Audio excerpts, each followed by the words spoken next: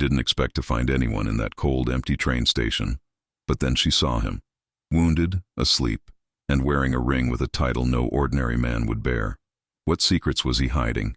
And why did their meeting feel like fate? Thank you so much for watching and for all your comments.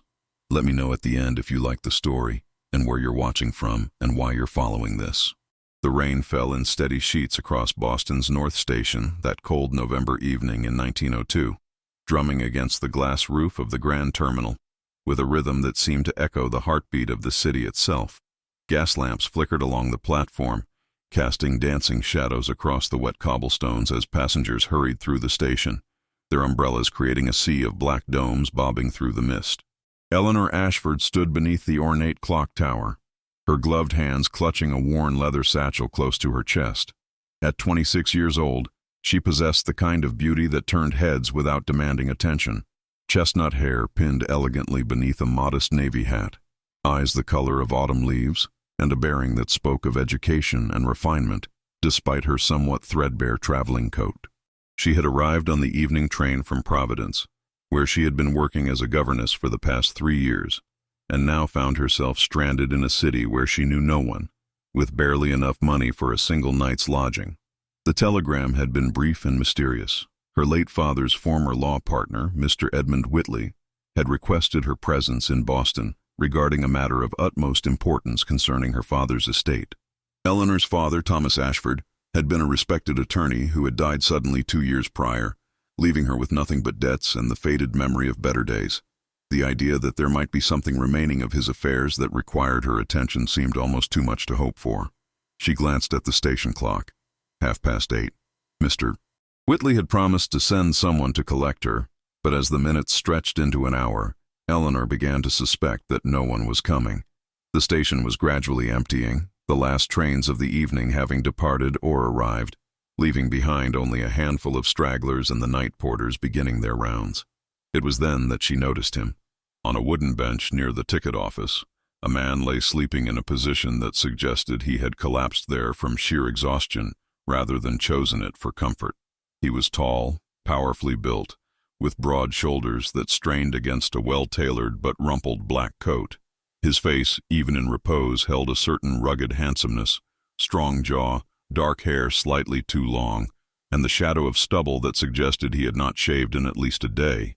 One arm hung loosely at his side, and it was this hand that caught Eleanor's attention. On his right ring finger gleamed a distinctive gold signet ring, and even from several feet away Eleanor could make out the engraved seal, the emblem of the Boston Police Department, with words encircling it that she could not quite read. But what truly gave her pause was the shine of the metal, the substantial nature of the ring, and the way it caught the gaslight. This was not the ring of an ordinary patrolman. Eleanor found herself walking toward the sleeping man, drawn by a mixture of curiosity and concern. As she drew closer, she could see that his clothes, while disheveled, were of excellent quality. His vest was silk, his boots well-made leather, and his pocket watch chain suggested gold rather than brass. This was a man of some standing, yet here he lay in a public train station like a vagrant. She hesitated, propriety warring with compassion. It would be highly inappropriate for an unmarried woman to approach a strange man, especially one in such a vulnerable state. Yet something about the scene troubled her deeply. The man's face, now that she could see it more clearly, was drawn with exhaustion. Dark circles shadowed his eyes, and there was a pallor to his skin that spoke of illness or extreme fatigue. Eleanor glanced around the station. The few remaining passengers were focused on their own affairs, and the porter at the far end of the platform had his back turned. She took a step closer, then another, until she stood directly beside the bench. That was when she noticed the blood. It was not much, just a dark stain on his left sleeve, partially concealed by his coat. But it was unmistakably blood, and it was relatively fresh. Eleanor's breath caught in her throat. Was this man injured? Had he been in some kind of altercation? Without thinking, she reached out and gently touched his shoulder. "Sir?" "Excuse me, sir." The man's eyes flew open instantly, and Eleanor found herself staring into the most striking gray eyes she had ever seen.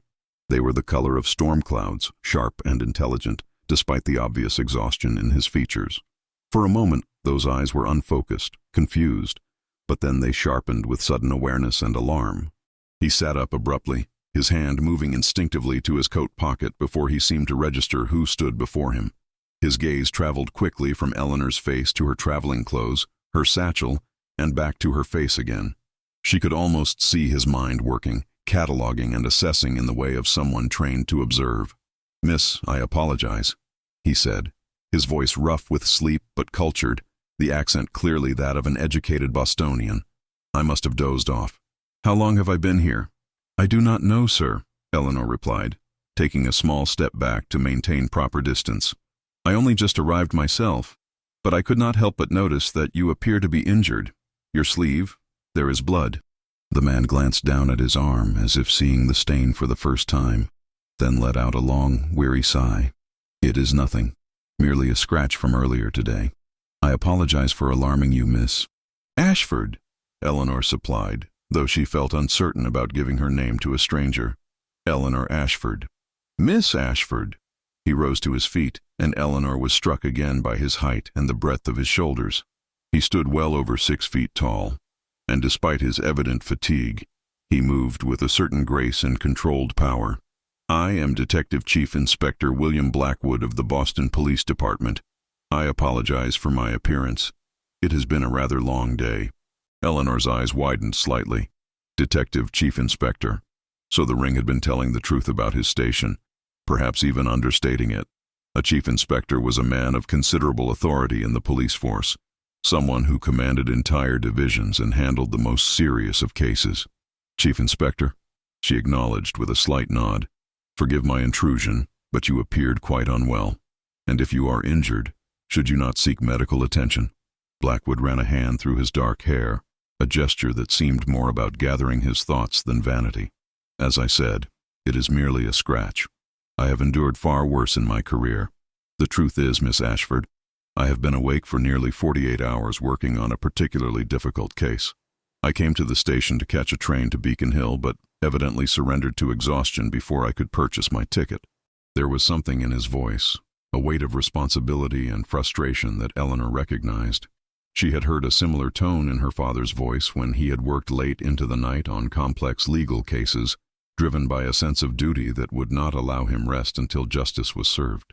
"Perhaps you should take a hansom cab rather than wait for a train," Eleanor suggested gently. "You are clearly in need of proper rest."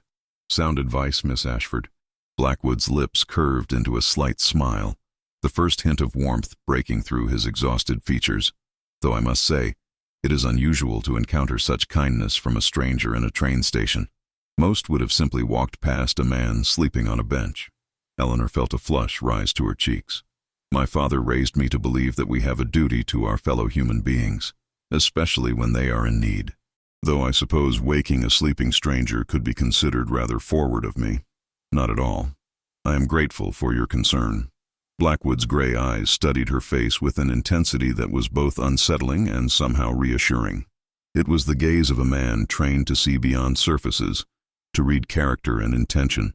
"But what brings you to North Station at this hour, Miss Ashford? Surely you are not traveling alone."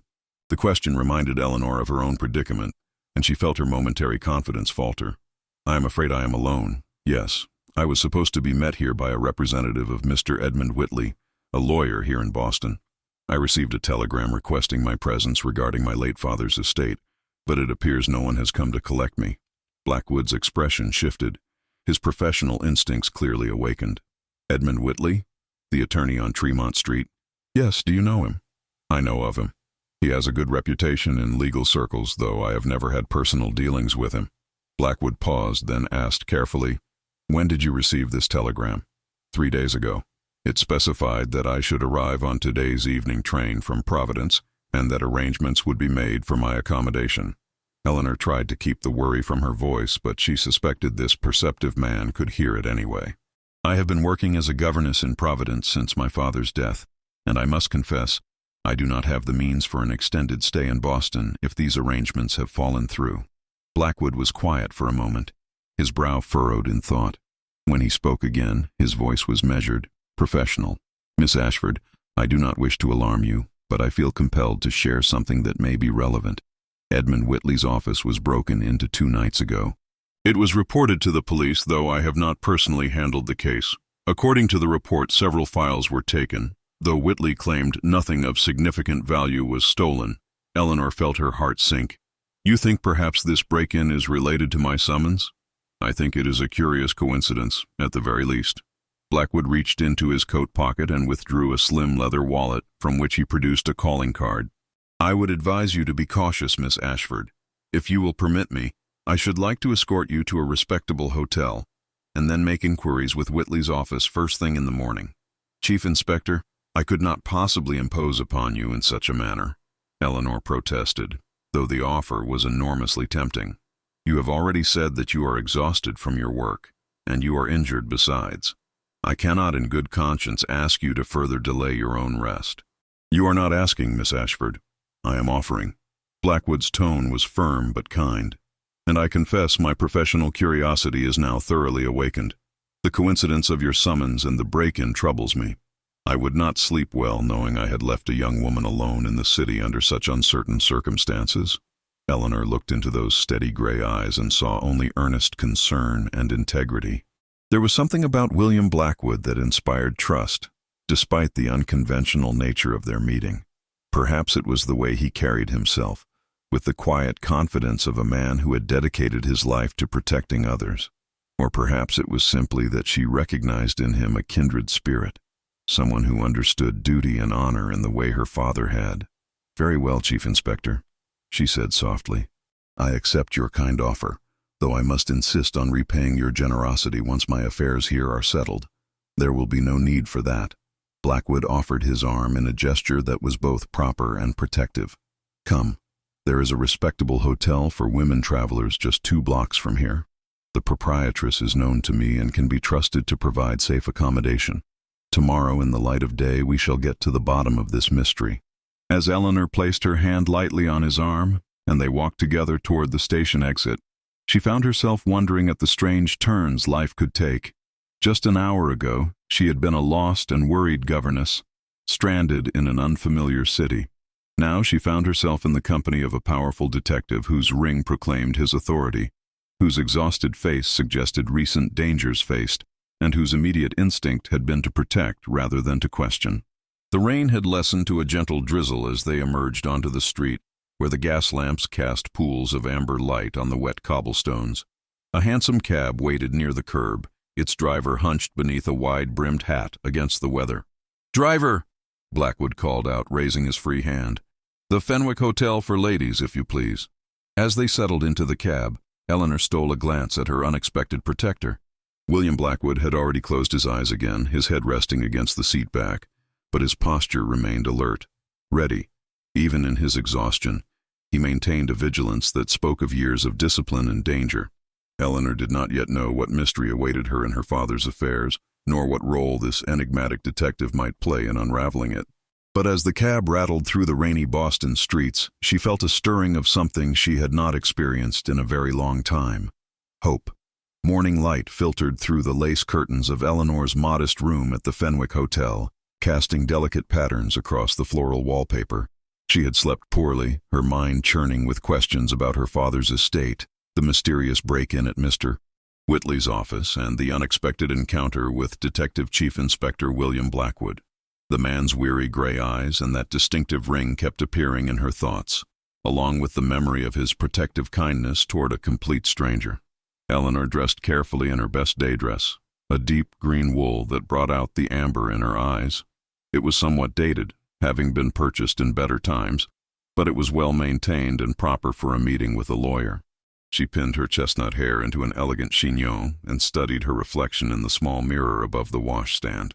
Her father had always said she had her mother's bearing, that quality of quiet dignity that could not be purchased or learned. A knock at her door came precisely at 9 o'clock, followed by the voice of Mrs. Fenwick, the hotel proprietress. "Miss Ashford, there is a gentleman here to see you, a Detective Chief Inspector Blackwood. Shall I have him wait in the parlor?" Eleanor's heart quickened unexpectedly. She had half wondered if last night's encounter had been some strange dream born of exhaustion and anxiety.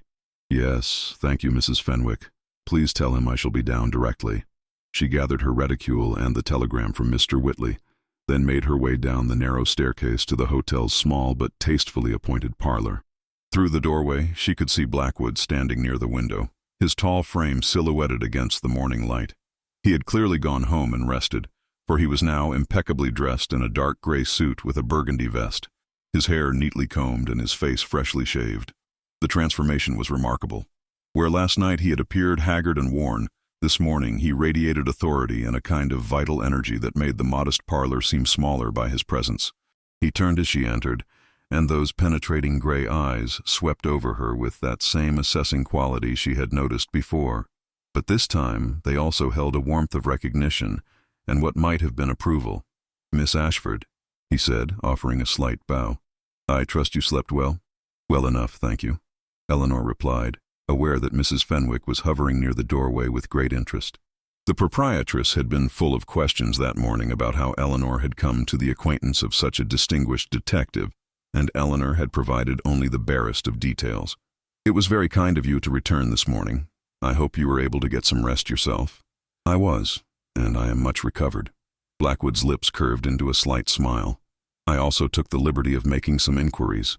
I have sent word to Edmund Whitley's office requesting a meeting this morning at 10 o'clock.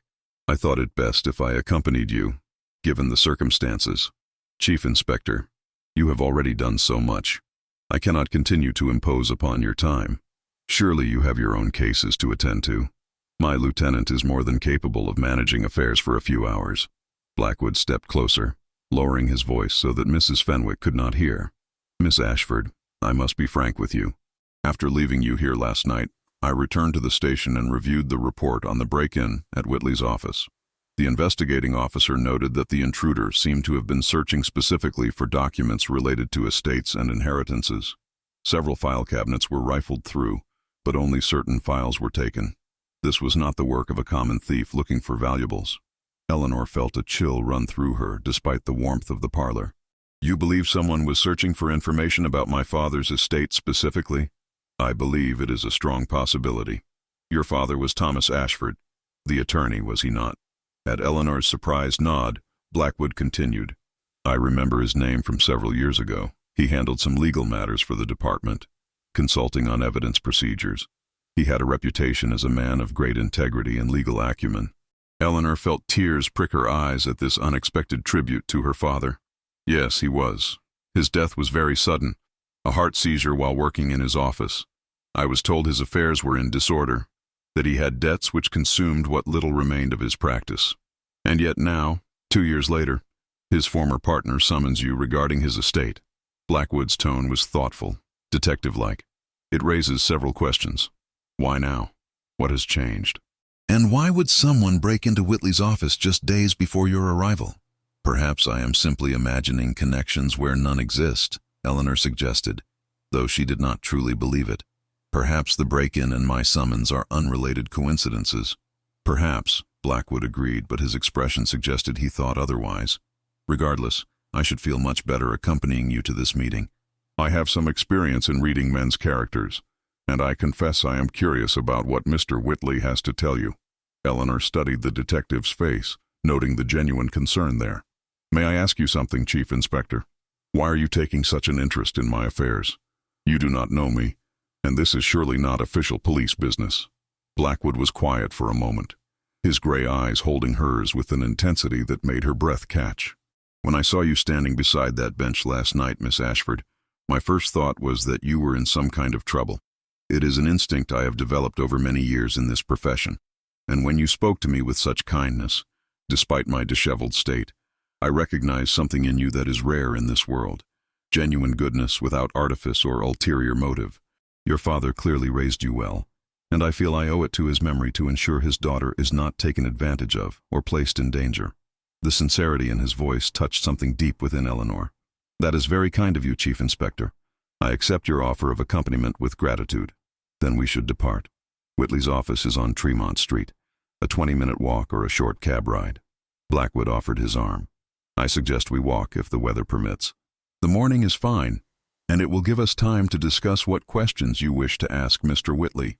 They stepped out into a crisp November morning, the previous night's rain having washed the city clean. Boston stretched before them, a city of contrasts where elegant brownstone buildings stood beside narrow alleyways, where the old colonial architecture mingled with newer Victorian constructions. The streets were busy with morning traffic, delivery wagons, hansom cabs, and the occasional private carriage. Gentlemen in top hats and ladies with parasols hurried along the sidewalks, their breath misting in the cold air. As they walked, Eleanor found herself acutely aware of Blackwood's presence beside her. He moved with a purposeful grace, his tall frame and broad shoulders drawing occasional glances from passers-by. There was something reassuring about having him near, a sense of safety she had not felt since her father's death. "Tell me about your father's practice," Blackwood said as they turned onto a broader avenue. "What sort of law did he specialize in?" "Estate law, primarily, though he took on other cases as well. He believed strongly in justice, not just for the wealthy, but for those who could not always afford representation. He often worked for reduced fees or even pro bono for clients he believed deserved help." Eleanor's voice softened with memory. "My mother died when I was very young, and it was always just the two of us. He would sometimes bring me to his office and let me read in the corner while he worked. I grew up surrounded by law books and the smell of pipe tobacco. He sounds like a remarkable man." He was. His death was devastating, but even more so was discovering the state of his affairs. "I had no idea he had accumulated such debts. The practice was sold to settle them, and I was left with nothing. I had to seek employment as a governess, which I do not regret, but it was quite a change from the life I had known." Blackwood's jaw tightened slightly. "Forgive me for saying so, but it seems unusual that an established attorney would leave his affairs in such disorder, especially one who specialized in estates." "I thought so too, but I was in such grief at the time I did not question it as perhaps I should have." Eleanor paused, a thought occurring to her. "Chief Inspector, do you think there might be something irregular about my father's death?" "I think only that there are curious elements to this entire situation that warrant examination." Blackwood's tone was measured, careful. "But let us not leap to conclusions before we have facts. We shall hear what Whitley has to say, and then we can determine what questions need answering." They arrived at a distinguished brick building on Tremont Street, its brass nameplate reading Whitley and Associates, Attorneys at Law.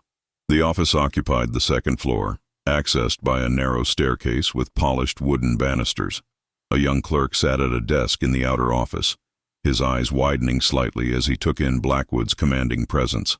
"Detective Chief Inspector Blackwood and Miss Eleanor Ashford to see Mr. Whitley," Blackwood announced. "We have an appointment." "Yes, of course, sir. Mr. Whitley is expecting you." The clerk hurried to an inner door and knocked softly before opening it. "Mr. Whitley, your 10 o'clock appointment has arrived." "Send them in. Send them in," came a reedy voice from within. The inner office was spacious and lined with legal volumes, their leather spines creating a wall of knowledge and precedent. A large mahogany desk dominated the room, and behind it sat Edmund Whitley, a thin man in his late 50s with sparse gray hair and spectacles that magnified his watery blue eyes. He rose as they entered, his gaze flickering between Eleanor and Blackwood, with what appeared to be surprise and perhaps a touch of anxiety. "Miss Ashford, I presume?" Whitley extended a hand, which Eleanor shook briefly. "I am very glad you received my telegram and were able to come so promptly. Mr. Whitley, I must confess to some confusion. I was expecting to be met at the station last evening, but no one came for me." Whitley's thin face flushed slightly. "My deepest apologies, my dear. I sent my clerk to collect you, but he returned saying he could not locate you among the passengers. I can only assume there was some miscommunication about which train you would be arriving on." It was a plausible explanation, but Eleanor noticed Blackwood's slight frown. The detective had not taken a seat, instead standing slightly behind Eleanor's chair in a position that was both protective and subtly intimidating. "Mr. Whitley," Blackwood said, his voice carrying the weight of authority, "I am Detective Chief Inspector Blackwood. Miss Ashford has asked me to accompany her to this meeting, given the unusual circumstances and the fact that she knows no one in Boston." Whitley's eyes widened behind his spectacles. "A police detective?" "I assure you, Chief Inspector, this is a simple matter of estate business. There is no need for police involvement. I am here merely as Miss Ashford's friend and advisor," Blackwood replied smoothly. "Please proceed with your business. We are both very curious to hear what you have to tell her." Whitley settled back into his chair, his fingers drumming nervously on the desk. "Yes, well, Miss Ashford, I asked you here because I have recently uncovered certain assets belonging to your late father's estate that were not included in the original settlement of his debts." Eleanor leaned forward, What sort of assets? Property, primarily. A house in Salem, about 16 miles north of Boston. It was not listed among your father's holdings because it was held in trust, separate from his practice. The trust was established by your grandfather, I believe, and your father was merely the trustee. Upon his death, the property should have passed to you as the beneficiary, but somehow it was overlooked in the chaos following his passing. A house in Salem? Eleanor tried to remember if her father had ever mentioned such a property. Are you certain? I have no memory of any house. Quite certain. The deed and trust documents are all in order. It is a modest property, I understand, but it is yours by right of inheritance. I thought you should be informed so that you might claim it and perhaps sell it if you wish. Property values in Salem have been quite good of late. Blackwood stepped closer to the desk. Mr. Whitley, when did you discover these documents? Just last week. I was going through some old files of Thomas Ashford's that had been stored in my archives when I came across the trust papers. I see. And your office was broken into 2 nights ago, was it not? Whitley's face went pale. How did you? Yes, it was. But nothing of value was taken. Just some old files ransacked. Were the files related to the Ashford estate among those that were disturbed? I believe they may have been, yes. Whitley was clearly uncomfortable now. Chief Inspector, what are you suggesting? I am suggesting nothing, merely gathering information. Blackwood's tone was pleasant, but his eyes were sharp. Mr. Whitley, I would like to see these trust documents if you do not mind. Of course. Whitley opened a drawer and withdrew a manila folder, which he placed on the desk. Everything is here. The original trust document, the deed to the property, and your father's will, Miss Ashford, which names you as his sole heir. Eleanor reached for the papers with trembling hands. Seeing her father's signature, his familiar handwriting on these documents, brought a rush of emotion. But as she scanned the papers, Blackwood leaned over her shoulder, his presence warm and reassuring. May I? He asked softly, and Eleanor handed him the documents. He read through them quickly, his trained eyes noting details that Eleanor would have missed. Mr. Whitley, this trust was established 30 years ago, and it specifically states that the property in Salem cannot be sold or mortgaged without the consent of both the trustee and the beneficiary. Given that Miss Ashford was a minor for most of that time, her father could not have sold it even if he had wished to. That is correct. And the property is described here as a house and approximately 2 acres of land on the outskirts of Salem, near the old colonial district. Yes, that is the description in the deed, Whitley confirmed, adjusting his spectacles nervously. As I said, it is a modest property, but it should fetch a reasonable price if Miss Ashford wishes to sell. Blackwood set the documents back on the desk with deliberate care. Mr. Whitley, I find it curious that these papers were overlooked for 2 years, only to surface now, just days after someone broke into your office searching for estate documents.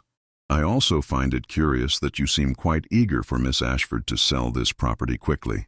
I have no particular interest in whether she sells or not, Whitley protested, though his voice lacked conviction.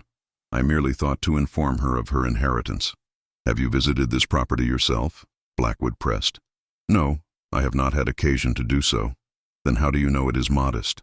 How do you know its condition? Whitley's face reddened. I simply assumed, based on the age of the trust and the location. Chief Inspector, I do not appreciate your tone. I have done nothing wrong. I am simply executing my duty as Thomas Ashford's former partner. Eleanor spoke up, her voice steady despite the turmoil of emotions within her. Mr. Whitley, did my father ever speak to you about this property? Did he ever mention why he never told me about it? Whitley turned his attention to her, seeming relieved to escape Blackwood's interrogation. My dear Miss Ashford, your father and I were partners in name, but we did not always share the details of our personal affairs. I knew him as a colleague and respected him greatly, but I cannot speak to his reasons for keeping this property from you. Perhaps he intended to tell you when you came of age, or perhaps he simply forgot about it in the press of his other business. My father never forgot anything, Eleanor said quietly but firmly. He was meticulous about his affairs. If he did not tell me about this house, he had a reason. Blackwood placed a reassuring hand on Eleanor's shoulder, a gesture that Whitley noted with raised eyebrows.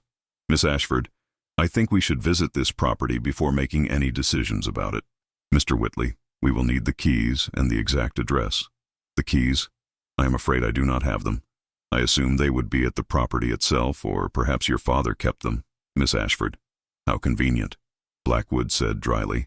Very well, we shall manage without them. The address, please. Whitley scribbled something on a piece of paper and handed it across the desk. It is number 47 Chestnut Lane, just off the main road into Salem. The house is set back from the street, I understand, behind a stone wall.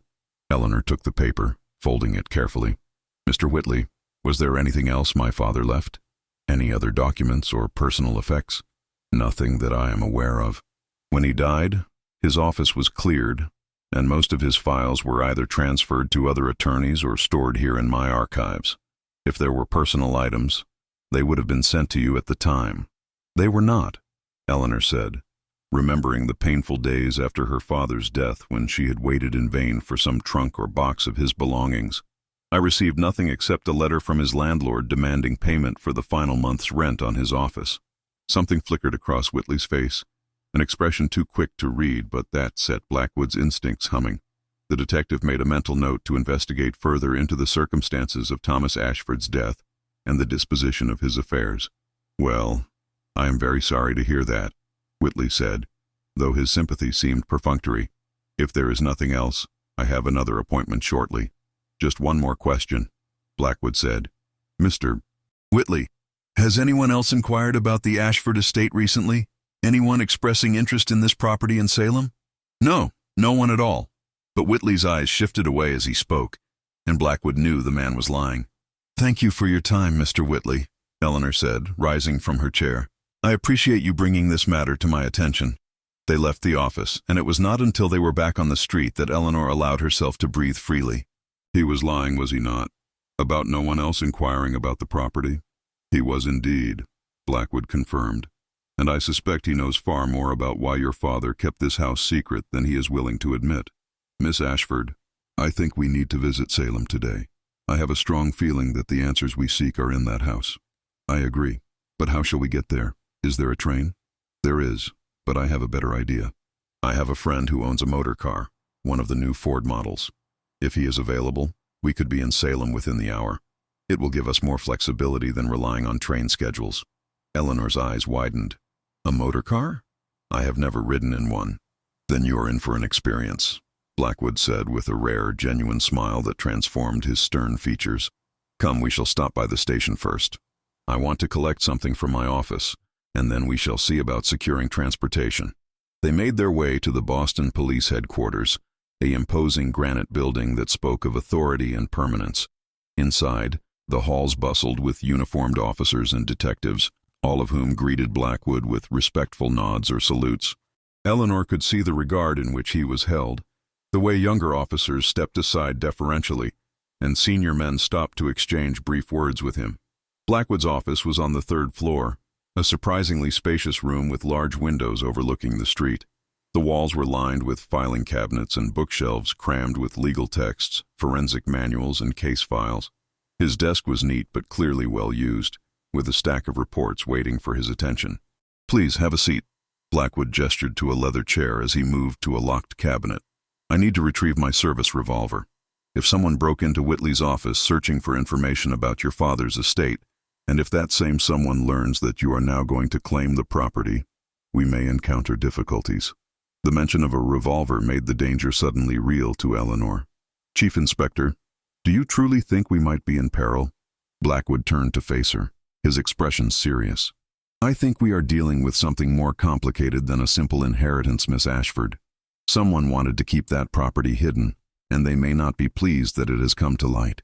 I am not a man given to unnecessary alarm, but I am also not one to take foolish chances with the safety of those under my protection. Under your protection, Eleanor repeated softly. Chief Inspector, why are you doing all this for me? You barely know me. Blackwood was quiet for a moment, and when he spoke, his voice held a vulnerability she had not heard before. When I was a young officer, Miss Ashford, I worked a case involving a man who had been wrongly accused of theft. He was a good man, honest and hard-working, but he had no one to speak for him, no one to help him navigate the system. By the time I uncovered the truth and cleared his name, he had already spent 6 months in jail, and his reputation was destroyed.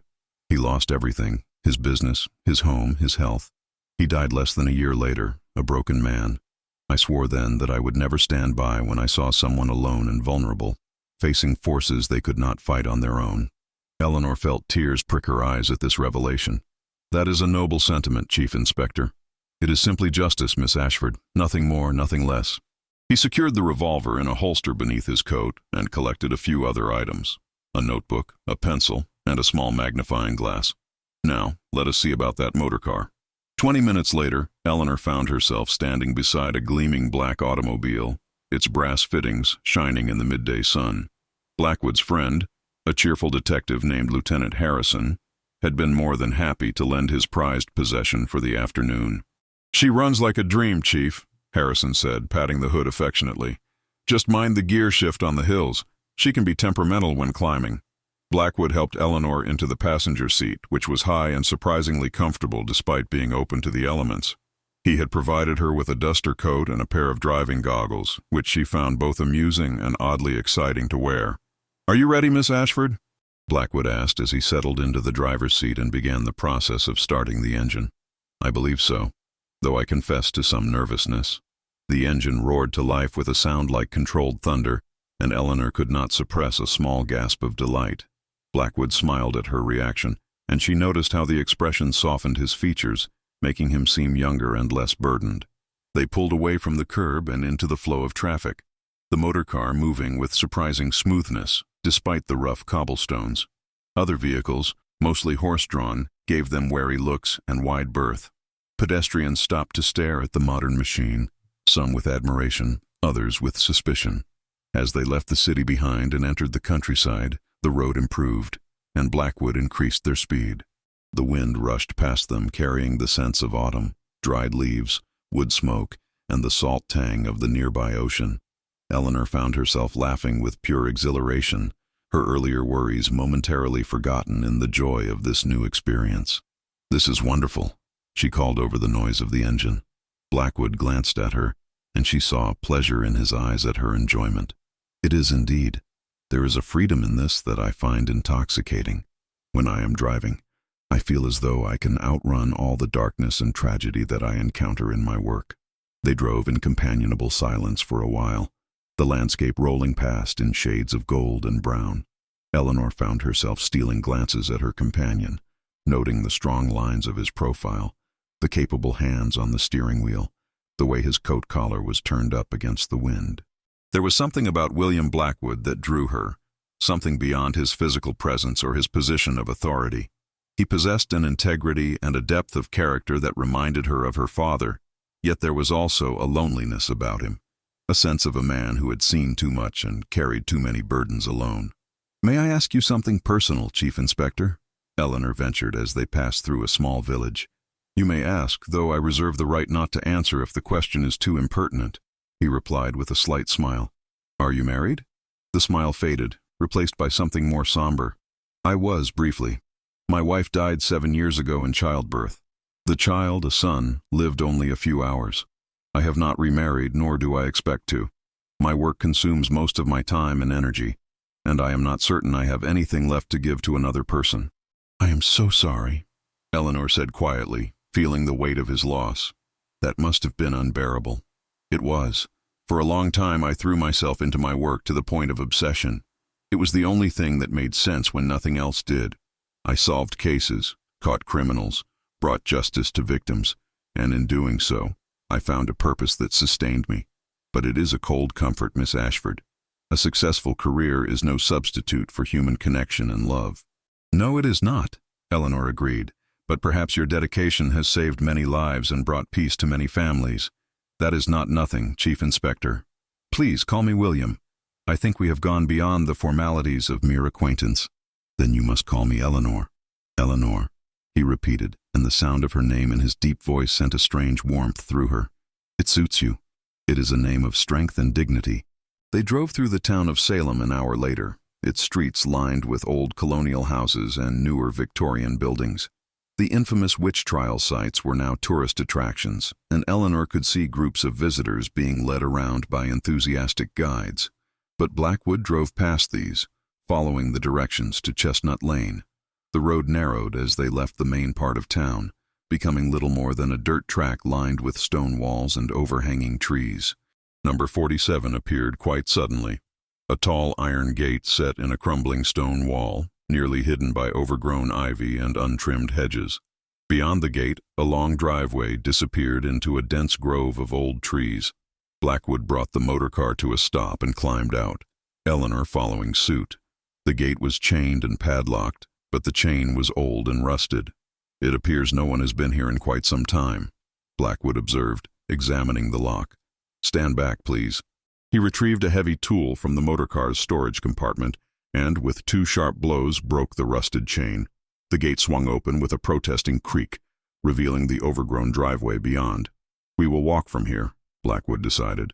"The motorcar might not manage this terrain, and I prefer to approach quietly in case someone is watching the property." They made their way up the winding drive, their footsteps muffled by years of fallen leaves.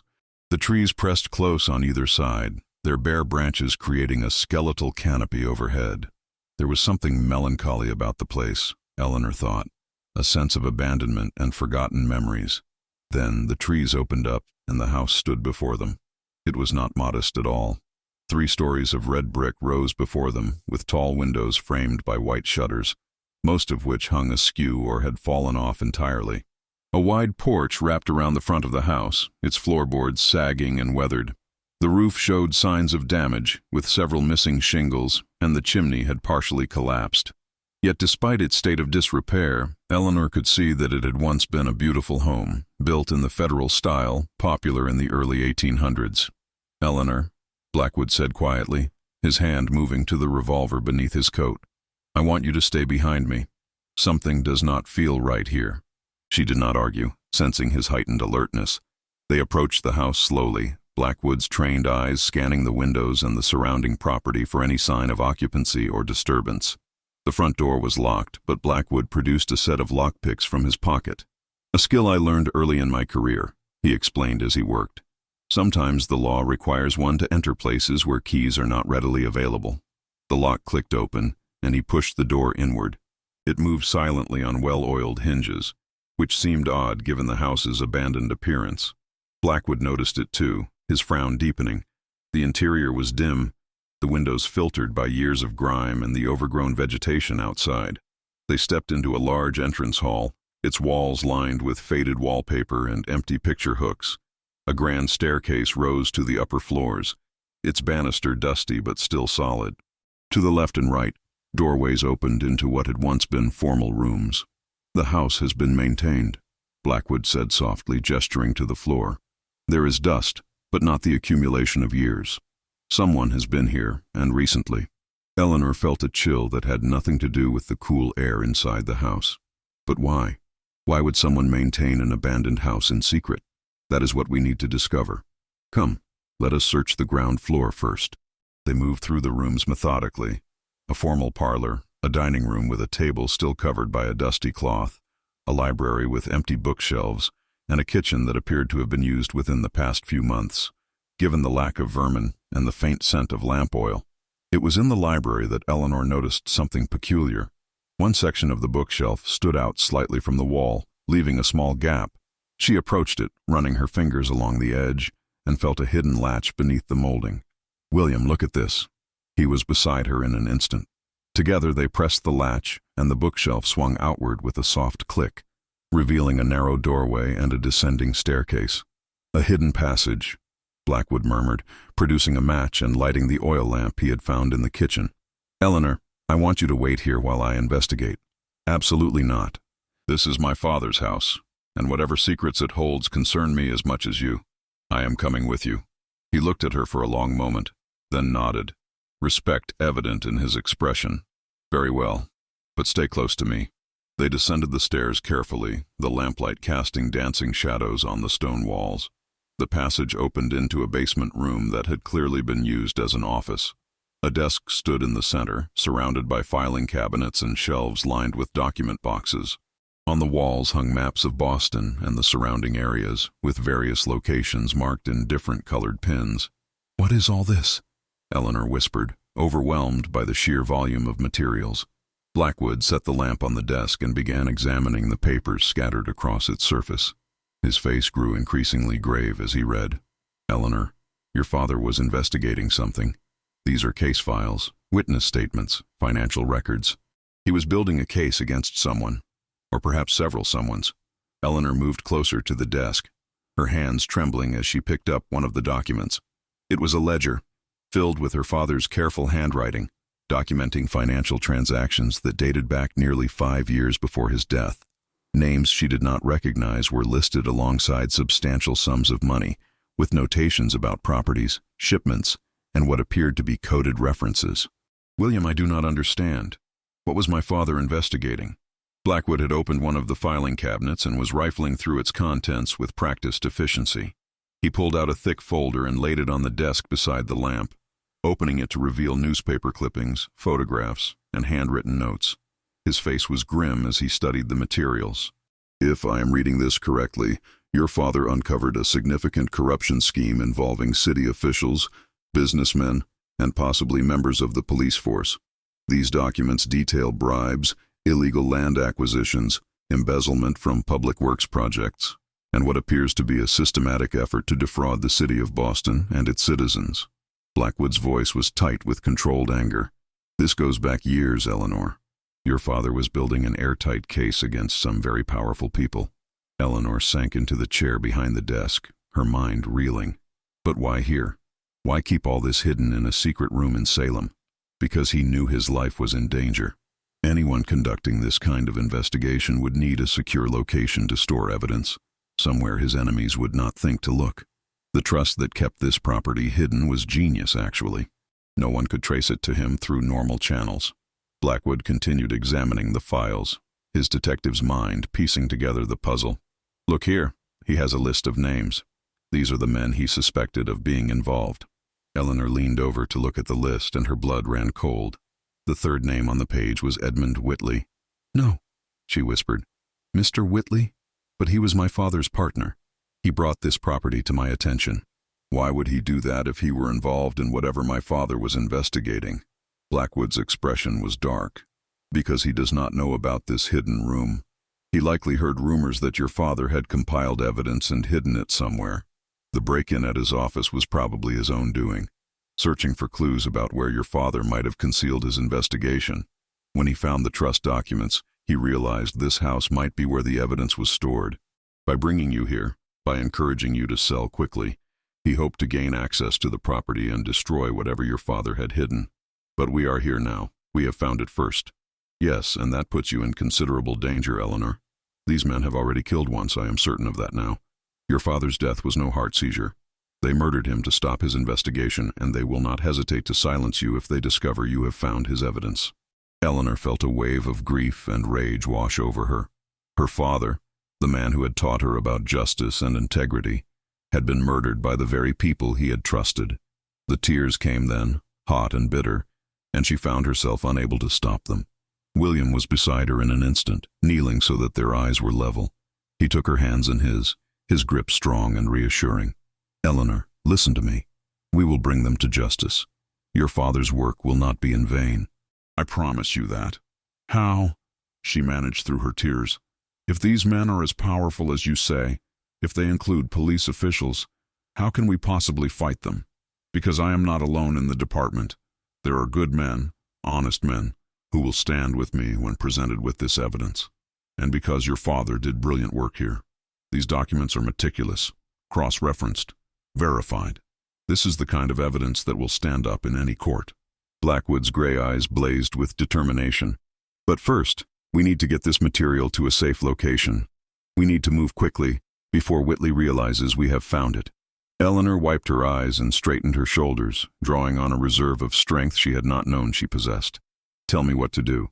We are going to load everything we can into the motor car, every document, every file, every piece of evidence your father collected.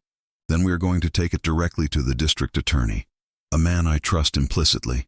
He will know how to proceed with prosecutions." They worked quickly and efficiently, carrying box after box up the narrow stairs and through the house to the motor car. The vehicle's storage compartment and back seat were soon filled with the fruits of Thomas Ashford's investigation. Eleanor found herself marveling at her father's thoroughness, his attention to detail, his unwavering commitment to exposing corruption even at the cost of his own life.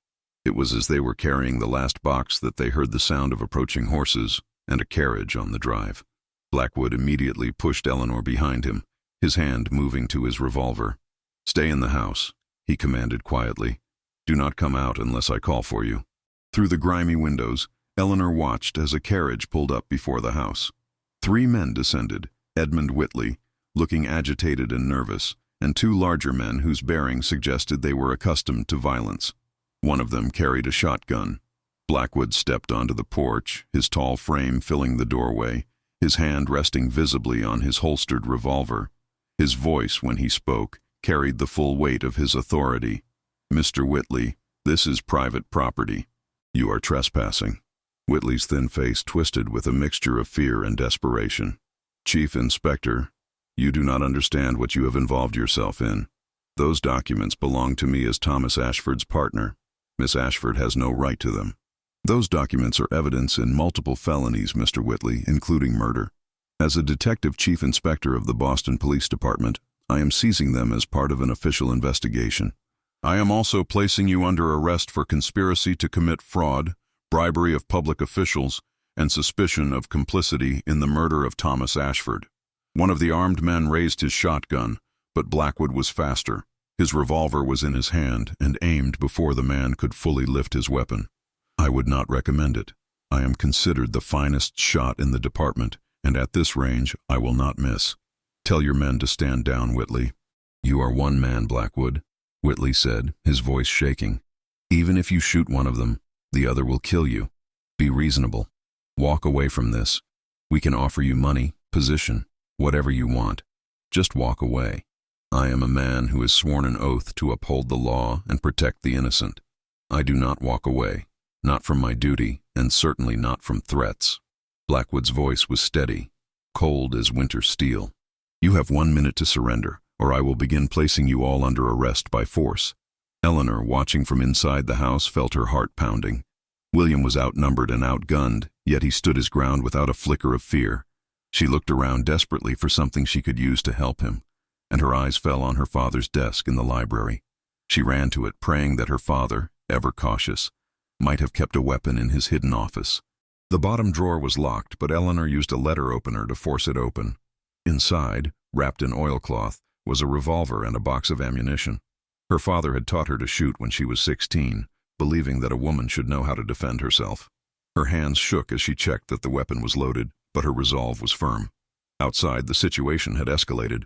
The man with the shotgun had begun to raise it again, and Eleanor saw Blackwood's finger tighten on his trigger. She could not let him face this alone. Stepping through the doorway, she raised her father's revolver with both hands, aiming it at the second armed man. "Gentlemen," she said, her voice surprisingly steady, "you are now facing 2 armed and determined individuals. Chief Inspector Blackwood is not alone, and neither am I. My father died seeking justice, and I will not allow his sacrifice to be in vain. Lower your weapons, or I will shoot." Blackwood's eyes flicked to her for just a moment, and she saw surprise, concern, and something else, something warm and proud. "Eleanor, get back inside." "No, we face this together." The standoff seemed to stretch for an eternity, tension thick in the autumn air. Then, the sound of multiple horses approaching broke the silence. 6 mounted police officers appeared on the drive, led by Lieutenant Harrison, who had been so cheerful that morning when lending his motor car. "Chief Inspector Blackwood, sir," Harrison called out as the officers surrounded the carriage, their own weapons drawn. "We followed the tracks of my motor car when you did not return as expected. Looks like we arrived just in time." The 2 armed men dropped their weapons immediately, recognizing the futility of resistance against such numbers. Whitley sagged against the carriage, all fight gone out of him. Blackwood lowered his revolver but did not holster it. "Lieutenant Harrison, arrest these 3 men on charges of conspiracy, corruption, and suspicion of murder. Also send officers to the addresses I will provide. You will find the other men involved in this scheme. The evidence in the motor car and in this house will support all charges." "Yes, sir. Right away, sir." As the officers moved to secure the prisoners, Blackwood finally turned to Eleanor, who still stood on the porch with her father's revolver held in trembling hands. He gently took the weapon from her, engaging its safety, and then pulled her into his arms. "That was incredibly brave and incredibly foolish," he murmured into her hair. "You could have been killed." Eleanor found herself clinging to him, the fear and adrenaline finally overwhelming her carefully maintained composure. I could not let you face them alone. I could not. Eleanor. He pulled back just enough to look into her face, his hands framing her cheeks. You are the most remarkable woman I have ever known. Your courage, your integrity, your strength, they humble me. William, my father is dead. He was murdered by men he trusted, and I did not even know. I was so focused on my own grief and struggles that I never questioned the circumstances of his death. You could not have known. He kept these secrets to protect you. But Eleanor, he would be so proud of you now. You have ensured that his work, his sacrifice, will bring justice to this city. They stood there for a moment, his hands still cradling her face, their eyes locked. Eleanor felt something shift between them, a recognition of feelings that had been growing since that first meeting in the train station. This man, who had been a stranger just 2 days ago, had become essential to her in ways she was only beginning to understand. William, she whispered, I do not know what happens now. I have no home, no employment, and while this house is mine, it needs extensive repairs before it is habitable. What happens now is that you are a wealthy woman. This house and property are quite valuable, and once the trial is concluded, you will also receive substantial compensation from the assets seized from these criminals. Your father's investigation has uncovered millions of dollars in stolen funds that will be recovered and redistributed. Blackwood's thumb gently stroked her cheek. But more than that, Eleanor. What happens now is that you have choices. You are not alone anymore. I have not been alone since I met you. Nor have I. His voice dropped to barely above a whisper. Eleanor, I know this is neither the time nor the place, and I know we have only known each other for 2 days, but I must speak honestly. When I saw you standing beside me with that revolver, ready to fight for what was right despite your fear, I realized something. I realized that I do not want to face the future alone anymore. I want to face it with you. Eleanor's heart soared. William, are you saying... I am saying that I am falling in love with you, Eleanor Ashford. I am saying that if you will have me, if you can accept a man whose work is dangerous and demanding, whose past holds tragedy, I would like to court you properly. I would like to see where this connection between us might lead. Tears filled Eleanor's eyes again, but this time they were tears of joy. I am falling in love with you too. I think I began to fall that first night, when you woke and your first instinct was to help me rather than to question why a stranger was disturbing your sleep. Yes, William. Yes to all of it. He smiled then, a full, genuine smile that transformed his entire face, making him look younger and free of the burdens he typically carried. Slowly, giving her every opportunity to pull away, he leaned down and kissed her. It was a gentle kiss, respectful and tender, yet filled with promise of deeper feelings to come. When they finally pulled apart, Lieutenant Harrison was politely clearing his throat from a discreet distance. Sir, the prisoners are secured and ready for transport. What are your orders? Blackwood, still holding Eleanor's hand, turned to his lieutenant with all his professional authority back in place. Lieutenant, I will ride back with Miss Ashford in your motor car. Please have the evidence transported to headquarters under armed guard, and send word to District Attorney Morrison that I will be calling on him this evening with materials related to a major corruption case. Also, I want guards posted at this property around the clock until further notice. Yes, sir. Sir, if I may say so, you have done exceptional work today. This will be a case that people talk about for years. The credit belongs to Thomas Ashford, who gave his life to expose these criminals, and to his daughter, who showed more courage today than most trained officers. I merely ensured his work was not in vain. As the prisoners were loaded into the police wagon and the officers prepared to depart, Eleanor stood beside William on the porch of her father's hidden sanctuary and looked out at the property. The house needed work, certainly, but it was beautiful in its bones, and it represented her father's legacy of justice and integrity. William, I think I shall restore this house rather than sell it. It seems fitting somehow to honor my father's memory by bringing life back to the place where he kept his most important work. I think that is a wonderful idea. And Eleanor, if you wish it, I could help with the restoration. I find myself with a great many evenings and weekends that I would much rather spend in your company than alone in my apartment. I wish it very much. 3 months later, on a bright February morning in 1903, Eleanor Ashford stood in the parlor of the now beautifully restored house on Chestnut Lane, surrounded by friends and well-wishers. The trial of Whitley and his co-conspirators had concluded just weeks before, with all of them convicted and sentenced to lengthy prison terms. The scandal had shaken Boston's political establishment to its core, but from that chaos had emerged reforms and a renewed commitment to honest governance. William Blackwood stood beside her, looking handsome in his formal suit, his gray eyes warm as he gazed at her. She wore a dress of pale blue silk, simple but elegant, with her mother's pearls at her throat. In his hand he held a small velvet box.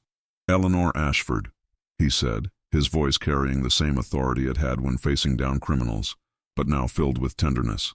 "These past 3 months have been the happiest of my life. You have brought light to places that had been dark for far too long. You have reminded me that there is beauty and goodness in this world worth fighting for. I love you with everything I am, and I promise to spend the rest of my life ensuring that you never doubt that love." He opened the box, revealing a ring of gold and sapphires that caught the winter sunlight streaming through the restored windows. "Will you marry me, Eleanor? Will you be my partner in all things, as you have already proven yourself to be?" Eleanor felt tears of joy streaming down her face as she nodded. "Yes, William. Yes, 1,000 times yes. I love you, and I cannot imagine my life without you in it." As he slipped the ring onto her finger and kissed her to the applause of their gathered friends, Eleanor thought of her father. She hoped that somewhere, somehow, he knew that his work had succeeded, that justice had been served, and that his daughter had found not only the truth he had hidden, but also a love that would sustain her for all the years to come. The mystery that had begun with a sleeping detective in a train station had led her to uncover corruption, expose murderers, and claim her inheritance. But more importantly, it had led her to William Blackwood, the man who had stood beside her through danger and discovery, who had honored her father's memory by ensuring his sacrifice meant something, and who had proven himself worthy of the love she now gave freely. As the winter sun shone down on the house that had hidden so many secrets, Eleanor knew that its future would be filled with happiness, with the laughter of the family she and William would build together, and with the enduring legacy of a good man who had given everything for justice.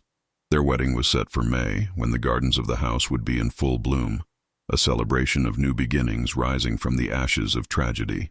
And Eleanor knew, with absolute certainty, that her father would have approved of the man she had chosen, the man who had loved her enough to fight for justice at her side, the man who wore his detective's ring with honor, and who had first entered her life as an exhausted stranger sleeping in a train station, only to become her whole world. The investigation that had cost Thomas Ashford his life had been completed. The corrupt had been brought to justice, and from the pain of loss had emerged something beautiful and true, a love that would endure all the challenges the future might bring, built on a foundation of shared courage, unwavering integrity, and the absolute conviction that together they could face anything. As William took her hand and led her into their future, Eleanor smiled. She had found him sleeping in that train station, his ring proclaiming him a detective chief. But what she had truly found was a partner, a protector, and a love that would last a lifetime.